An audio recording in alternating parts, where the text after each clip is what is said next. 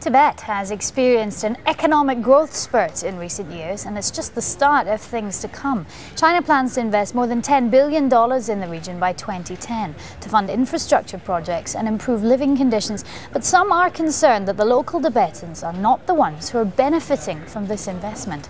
Al Jazeera's Cheng reports from Taiji village in Tibet. The daily rituals of a life devoted to religion. For many Tibetans, the Buddhist rites are part of their everyday routine, and offerings to the gods must be made. As she spins her prayer wheel, Basang Jiba recites the mantras, praying for prosperity and the well-being of her family. Watching over her, the Dalai Lama and Mao Zedong. As her husband churns the butter by hand, the family settle down for their morning tea. They're a farming family that lives off the land in the way Tibetans have for centuries, with no need for modern convenience, and they see no reason for that to change. I went to a big city in China a few years ago, Bienba Dunzu says.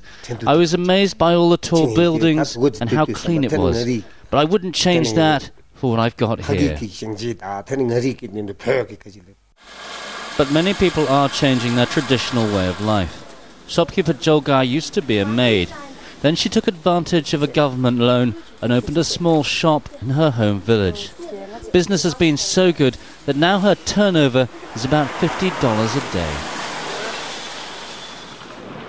And the government's spending on big budget projects too. The new train line that links Tibet to the rest of China is bringing in freight as well as tourists.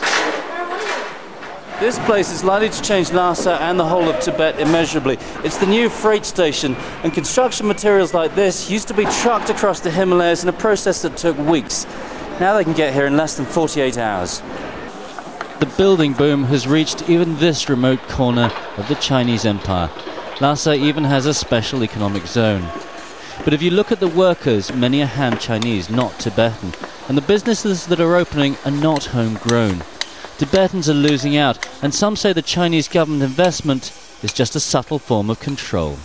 Tibetans are getting edged out of all the areas of Tibetan life that are moving forward, and they're being left in the more predominantly agricultural areas of life where there is little growth. They're becoming effectively ghettoized in their own country. I asked the Vice Governor of Tibet, ethnically Tibetan himself, if he thought the government should be doing more. 80% of Tibetans are farmers and herders. If their lives don't improve, how can we claim that we've done our jobs properly? But all that Bienba Dunzu is concerned about is the state of his barley crop and whether it's ready for harvest.